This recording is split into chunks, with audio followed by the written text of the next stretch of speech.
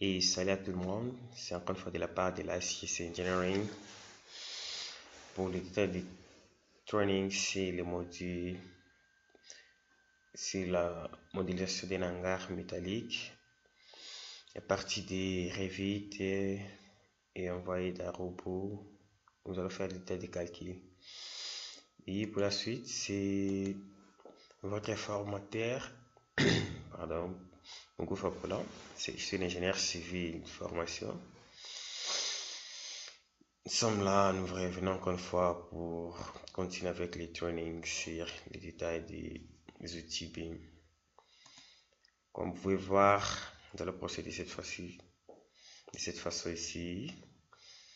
Dans les trainings, nous allons bien commencer par modéliser à partir de l'assistance des structures en Revit où nous allons paramétrer certaines trames, nous allons mettre des profilés et tous les détails. Il y a différents profilés choisis, les détails des normes, nous allons appliquer dans notre ouvrage.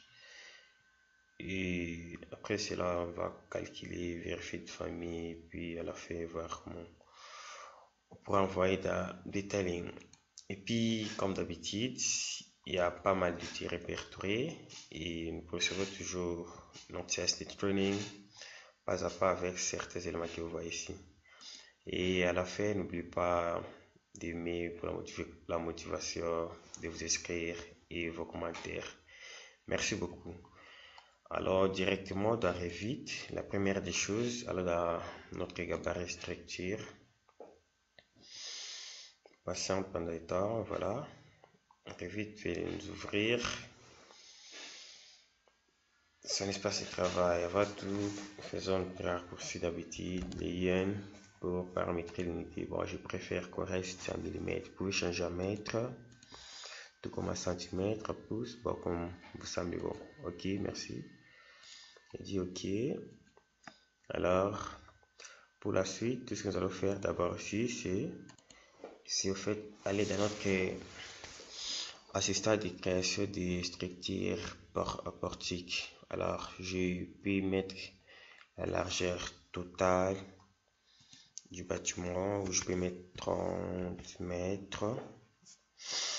Et puis le nombre de travées, je peux choisir 5 travées. Je peux choisir 6 travées. Ça ne dérange pas. Voilà. Après ça, je pars de la géométrie. Tout ce que je vais faire ici, premièrement, je définis la hauteur à partir donc la hauteur de notre montant.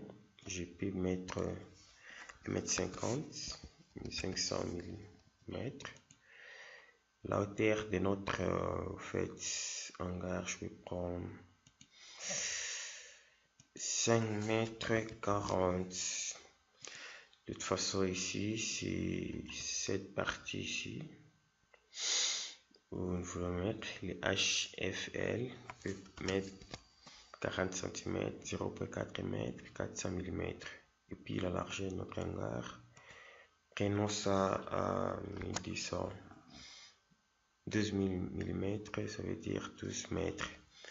Et puis au niveau de notre pied, on peut choisir l'articulation. Et puis par la suite, qu'est-ce qu'on veut faire? On va choisir les différents profilés que nous allons utiliser. Pour ce faire, alors dans le catalogue des profilés, on patiente pendant le temps pour voir ce que ça donne. Voilà. J'ai bien indiqué les différents profilés que nous allons utiliser. Par exemple, le H et A pour les poteaux. Je coche H et A. Cela. Et encore une fois, pour le poutre, je peux choisir les IPE. Oui, tel que je disais, je choisis les différents profilés, je coche. Par exemple, les H et A. Il y a les IPE, j'ai coché. J'ai encore coché les IPN. Pour les pannes, j'ai choisi encore quoi? J'ai choisi ces profilés ici, puis rectangulaires, pour nous aider à faire les contreventements. Bon, en fait, de toute façon là, je mets OK. Alors, on veut voir, il est en train de charger. Là, ces détails ici, j'ai poteau, je me dis que j'ai besoin des H et A 300 par exemple. En sachant que ce sont les sections de départ, mais je suppose que tout le monde va procéder par le prédimensionnement, va choisir les sections. Et puis pour les poutres, j'ai dit que je choisis les IP, et puis prendre les IP de 170. Et 170. Après ça, je viens ici. Il n'y a pas à mettre. Toutefois, pour mettre le plancher, si on en a besoin quelque part, on a juste pour mettre à gauche uniquement, soit à droite. Approcher ici, j'ai la possibilité de paramétrer uniquement le plancher entier. J'ai la possibilité de mettre à gauche, à droite et ainsi de suite. Je peux mettre ici, j'aurai seulement la possibilité de mettre le plancher de ce côté ici. Voilà. Je ne souhaite pas le faire. Maintenant là, les accordaires, vous pouvez les mettre dans le sens voir, sous le voir, ça dépend. Les pannes maintenant, j'ai la possibilité de mettre 5 pannes. Des versants et puis de l'autre côté je mets 5 toujours. Vous voyez, c'est déjà là-bas. Et puis, qu'est-ce qu'on va ajouter pour le pan? On continue. Bon. Ah oui, en fait, j'étais là, j'ai choisi les Zipensa 40 pour le cas des pannes. J'ai choisi une nouvelle poutre, c'est profilé type prêt pour le poutre de fêtage. Pour le poutre longitudinal, les deux côtés, là, j'ai choisi cette catégorie. Mais toutefois, il faut continuer pour les contreventements. En fait, j'aurais voulu mettre les contreventements. Bon, je peux choisir uniquement au milieu ici, tout comme ici et là-bas. En fait, ça dépend. Si j'ai choisi, j'enlève le premier ici. J'ai ici, j'ai mis ça à ce niveau. Je considère les contreventements. Et puis, j'enlève de ce niveau ici. Voilà. Après avoir fait ça, j'ai choisi les profils en fait. Je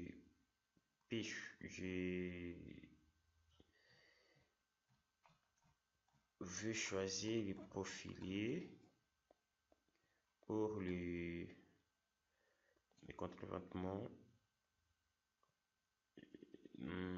En fait, je prends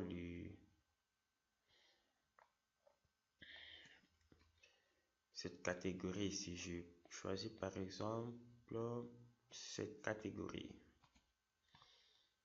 Voilà. Gauche à droite, je prends toujours 100.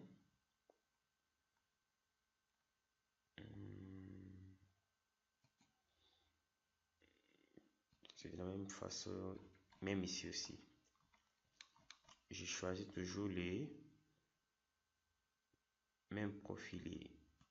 Voilà, après avoir fait ça, s'il y avait des mires, je peux toutefois ajouter et tous les restes. Entre-temps, après avoir tout fini à paramétrer, je revérifie bien tous les détails. Je recommence ici, ça va, c'est cool. Je vais ici, tout c'est normal. Deux pentes, je vois, ok, ça va. Je considère les appuis articulés. Le plancher, je n'ai pas mis, mais toutefois j'ai la possibilité de mettre comme je veux. Panne, je paramétrer, choisir le profilé et puis là voilà, ça va. Et puis de toute façon, je valide. On patiente pendant juste un temps pour que ça génère. Voilà, fait, la structure est déjà là, arrivé, mais tout ce qu'on peut faire, c'est quoi? C'est aller dans 3 dimensions pour voir réellement comment est notre modèle. Voilà, et puis notre structure. Voilà, et puis notre structure. Et puis si on peut changer la vie, réalité. Voilà, ça ressemble et puis à une chose et puis comme ça. Voilà, et puis comment ça ressemble notre structure dans Revit. Et là, on a déjà tout le profilé, les HEA. On a ici à ce niveau les IPN. Au niveau des poutres, on a des IPE. On a des IP. Et puis pour le contreventement, nous avons des cornières. Et puis au niveau du contreventement, c'est ça. Les poutres de compression à ce niveau ici qui relie le portique, c'était un profilé T. Voilà, on a déjà fini à faire ça. Qu'est-ce qu'on peut mettre ici? Mais bon, on suppose qu'on a mis tout le détail par défaut de cette façon-là. Et puis, je vais envoyer le modèle d'un robot structure. Pour ce faire, alors, nous allons dans analyse, d'un robot, j'intègre modèle, je coche envoyer le modèle et intégration directe. Je fais OK, je patiente pendant un temps tout en ouvrant d'abord le robot. Pour mesure de vérification, il y a un message qui apparaît. Toutefois, vous pouvez faire Yes. Et puis, fermer directement tel que le robot a été ouvert. Le modèle a été envoyé d'un robot. Et puis, qu'est-ce que nous allons faire ici maintenant? La première chose, c'est aller dans la préférence de l'affaire, si vous pouvez. Et voir. J'ai mis ça ici, là. Ben oui, je viens ici, j'ai choisi préférence de l'affaire. Je vais d'abord vérifier mes unités. Mètre, dimension restrictive, force, kilonewton, ok. Je vois que c'est ok. Matériaux utilisés, et la C24 et autres, vous pouvez changer, vérifier, modifier si réellement votre acier respecte son module Young. C'est 10 à 10, pas 10,3 mégapascal, oui, normal, le coefficient du poisson est là. S'il y a quelque chose à modifier par rapport à votre niace de l'acier, c'est ici que vous pouvez le faire. Comme on est en acier, en béton, vous pouvez vérifier le valeur, que cette fasse passer D, tout le détail. L'aluminium, et puis essayer de parcourir pour voir. Mais de toute façon, là, on est en acier. Je trouve que c'est ok. Et puis après cela, aller dans catalogue pour vérifier si c'est réellement ce cas ici est coché. Alors après avoir fait ça, aller dans l'arbre. Norme, choisir le NF et quelque chose pour indiquer qu'on a un code 3. De la même façon pour les assemblages, vous pouvez toujours valider ça. Et puis structure bêta et autres, bon en fait on n'en a pas besoin. On n'a pas besoin. Mais toutefois vous pouvez vérifier, c'est là. Votre détail, si surplus, bon j'ai pas ajouté ça. La construction à bois, ça considère quelle norme? Vous pouvez vérifier cela et voir comment est-ce que ça se passe. Bon, en fait, on ajoutera ça dans notre prochaine séance pour vérifier structure à bois, c'est indiqué comment détail. Alors pour cela, on va dans charge pondération. Vous pouvez choisir ça. Et charge va et autres. Et bon, je prends toujours sur Toutefois, si la norme n'apparaît pas, vous pouvez aller dans plus, vous vérifiez la norme et puis vous définissez comme actuel pour que ça puisse apparaître. Voilà. Alors, mais je vais voir, ça me demande si, bon oui, je modifie ça pour l'instant. Ici pour les charges sismiques, je considère toujours ça aussi. Pour affecter les détails sur HeroCode, ici on n'en a pas besoin, et puis l'autre. Et puis on fait OK. On modifie pour l'instant ces paramètres pour notre structure. En ayant fini à faire cela, vous avez la possibilité de sélectionner le poteau ici et vérifier réellement quel est le type de relâchement. Au niveau des relâchements ici, il n'y en a aucun. Mais toutefois, vous pouvez sélectionner ça, le poteau dans ce sens. Et puis prendre par exemple, comme le débit c'est tel qu'indique les flèches en sélectionnant. Le débit c'est en bas et la fesse c'est là-haut. J'ai sélectionné, non, là-bas et puis je fais au relâchement, je mets encastrement en bas et articulation en haut. J'ai effectué en tout cas un changement, je ne sais pas si vous pouvez le voir. Alors, de toute façon, ici, je peux tout sélectionner. Il faut de ces barres ici, par exemple, ça. Pardon. En fait, après avoir tout sélectionné ici, je peux venir ici dans relâchement. Parce que Revit n'a pas fait relâchement par défaut. Bon, en fait, je peux soustraire les H et A. Je peux soustraire les H et A. Et puis, j'ai dit au relâchement, je considère les articulations.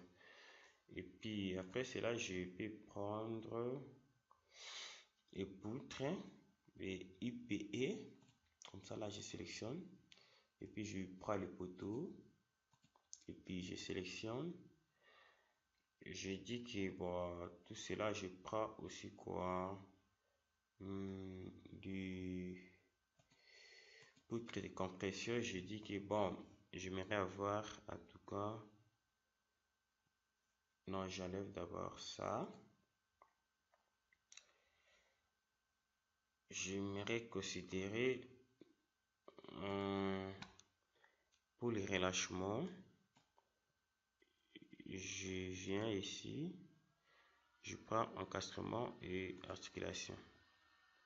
Bon, pour voir vraiment ces différences, venez avec moi, allez dans attributs, sélectionnez attributs, allez dans extrêmement, cochez ça, relâchement, vous ouvrez, cochez ici et ici, vous appliquez. Et puis presquement, vous allez voir qu'il y a quelque chose qui apparaît. Pour comprendre cela, je suppose que tout le monde peut avoir une idée pour les gens du domaine. Ce qui est considéré pour tous les cas, il y a quelque chose, quelques notifications s'il y a BBB et puis LLL. Donc cela veut dire que il y a les rotations qui sont des déplacements qui sont bloqués.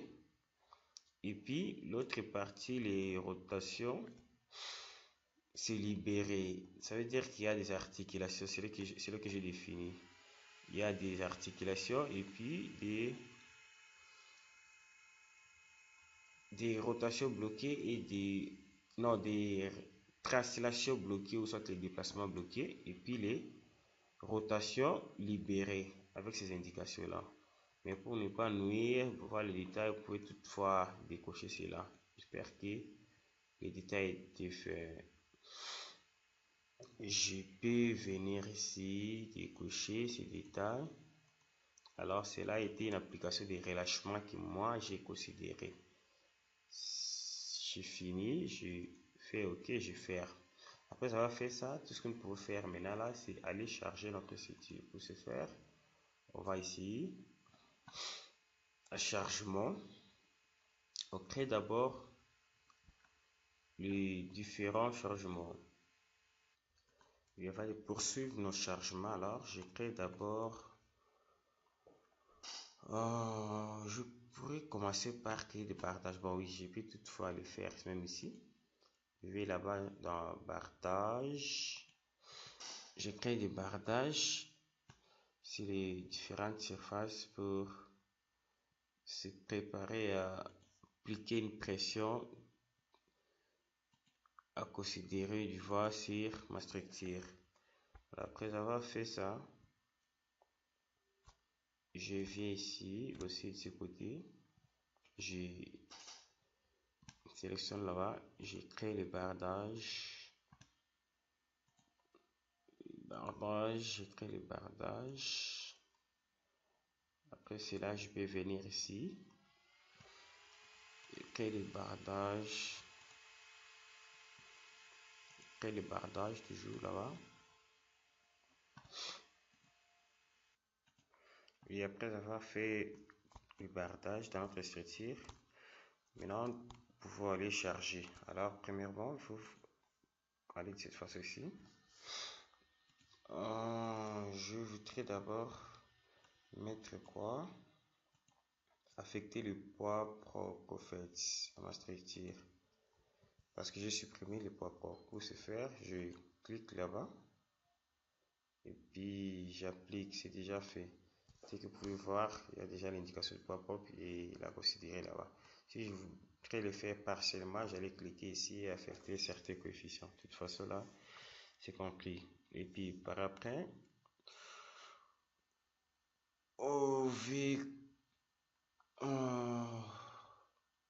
ah non, je comme une erreur, mais en fait je peux supprimer cette charge. Je voudrais pas appliquer ça pour la charge d'exploitation, je voudrais appliquer ça à ce niveau ici.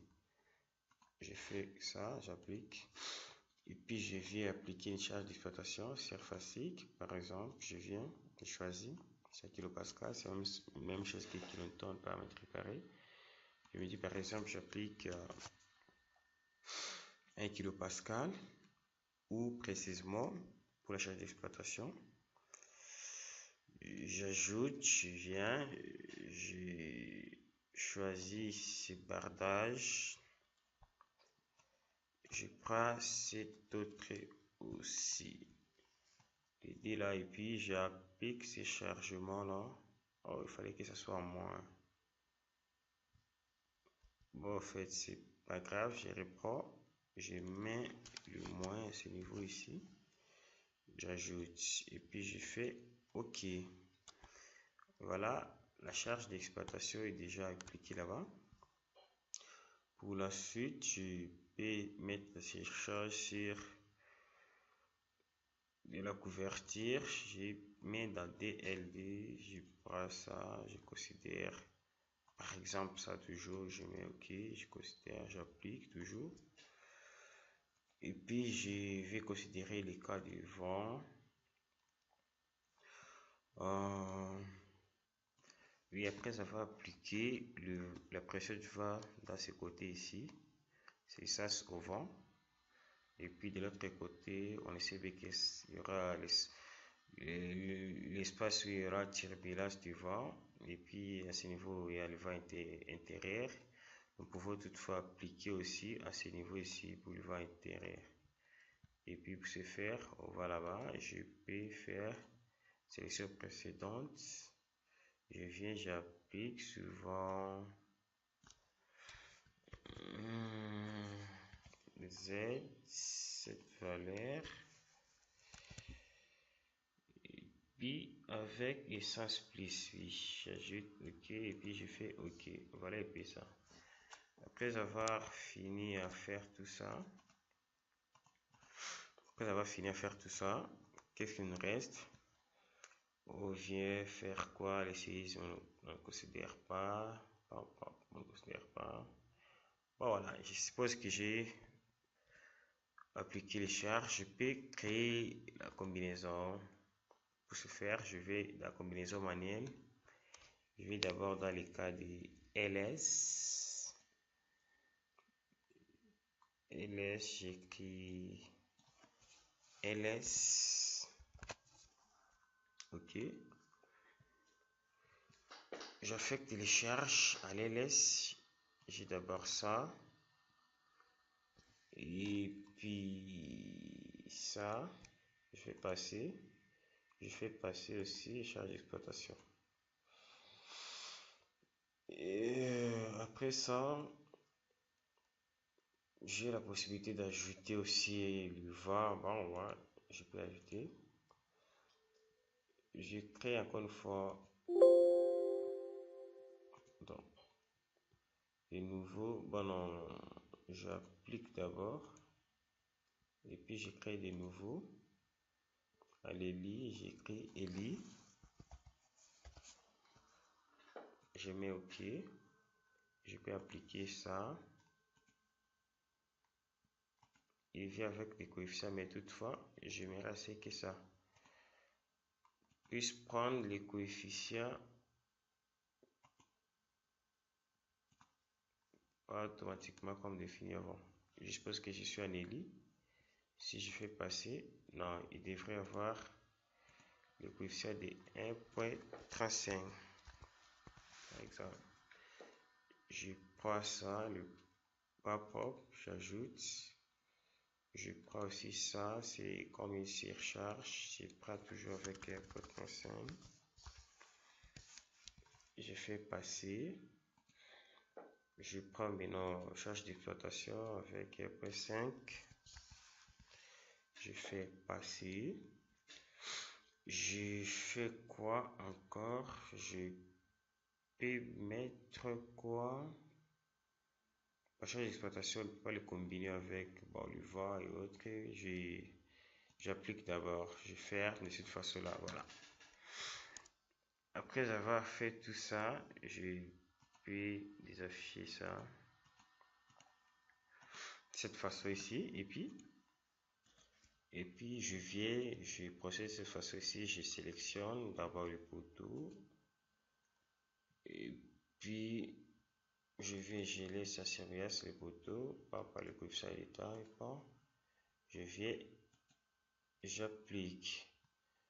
Je prends encore une fois quoi, par exemple le pan, c'était les IPN, je les considère aussi comme des poutres. Et puis j'applique. Puis après ça va finir à charger notre structure. On peut procéder maintenant au détail des calculs. Voilà. Alors, pour ce faire, on peut passer à une petite vérification. Aucunement affecté. On n'a pas créé des étages. Et puis, après ça, c'est quoi? Là, c'est les calculs. Les avertissements. Voilà, et puis, quelques avertissements. On n'a pas affecté. L'élément non affecté à aucun étage, oui. Et stabilité type 1, suivant RZ. Stabilité type 2, voilà, tout cela. Puis que nous avons fait là-bas, nous avons vérifié notre structure sur les relâchements. Vous avez vu bien comment il y avait 4 parties bloquées et délibérées. Alors il faut voilà, ici c'est déjà bien. 3 parties, 3 translations, 3 déplacements bloqués et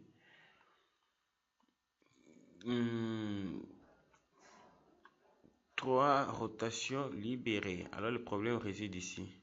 Alors dans ce cas-là, il faut libérer une direction R pour qu'il y ait 3 rotations libérées partout là-bas. Chacun peut vérifier là-bas pour la suite pour corriger ses erreurs. Alors, après avoir trouvé les résultats actuels, nous pouvons maintenant procéder au dimensionnement des détails de nos éléments. Alors, pour le faire, nous pouvons juste retourner d'abord ici et puis choisir là-bas dimensionnement acier aluminium. La première des choses qu'il faut faire ici, c'est créer des familles. Je vais ici, par exemple, j'ai choisi la première famille. J'ai choisi par exemple le poteau. Le poteau, bah, je sélectionne tous les poteaux. Je viens ici.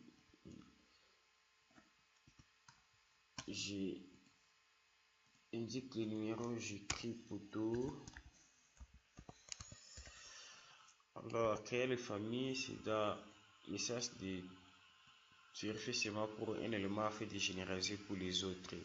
Alors, en fait, tout ce que je faisais là-bas, j'ai créé la première famille pour le poteau, seconde pour le pan, troisième famille pour pan, quatrième pour le contrevêtement, et pour te compresser, ainsi de suite. En fait, si je vérifie, d'abord, je vérifie les pièces, tout comme je peux vérifier les familles. Si j'essaie là-bas, je sélectionne par exemple l'ensemble ici de tous les éléments. Je ferme, je vérifie là-bas.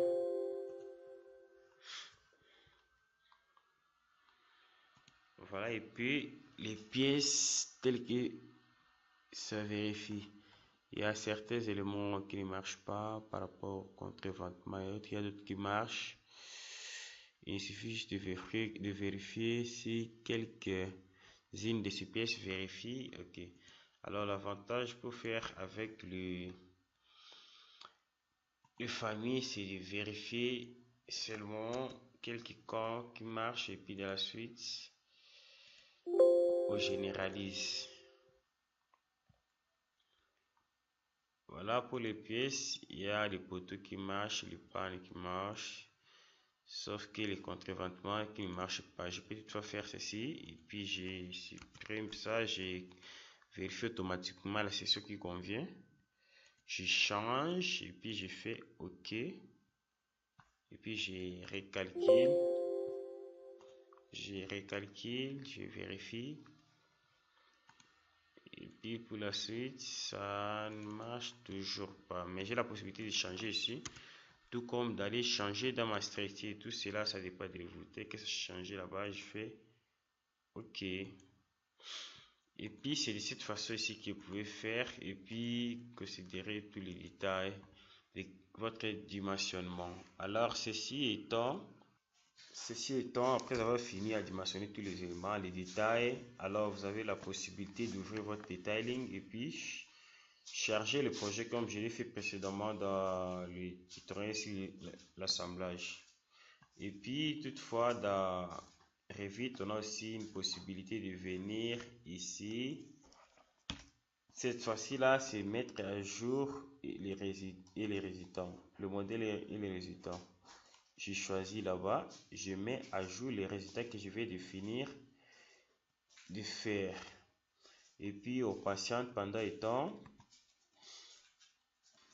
Oui, après avoir fait cela, voilà ce qui indique le modèle ici qui a été terminé. Mais il y a quelques erreurs produites par rapport au nez qui n'étaient pas bien fixées par rapport aux rotations qui a été bloquée au lieu de libérer. Parce qu'on devrait avoir 3 translations bloquées et 3 rotations libérées. Ok, toutefois, vous avez compris l'essentiel. Et puis, je fais fermer. Si vous pouvez bien vérifier, les sections ici ont changé par rapport au dimensionnement que j'ai réalisé dans robot. En fait, c'est tout ce que j'avais prévu aujourd'hui. Tel que j'ai énuméré, on devrait modéliser notre structure dans Revit et puis envoyer d'un robot et puis réaliser les détails des calculs selon certaines normes et recodes des pièces choisies. Après le dimensionnement, il y a eu quelques changements et puis dans la suite. Alors, je vous dis merci pour cette séance. Et pour la suite, nous allons continuer toujours à faire. N'oubliez pas de consulter quotidiennement notre site, d'inscrire, aimer et vos remarques sur tous les détails sont les bienvenus. C'est votre présentateur d'habitude, Mogo Fakola, je suis ingénieur civil des constructions. Bien, merci et à plus pour la prochaine formation et de notre tuto. C'est l'équipe là, je sais qui vous a présenté, qui vous a aidé à faire ce training.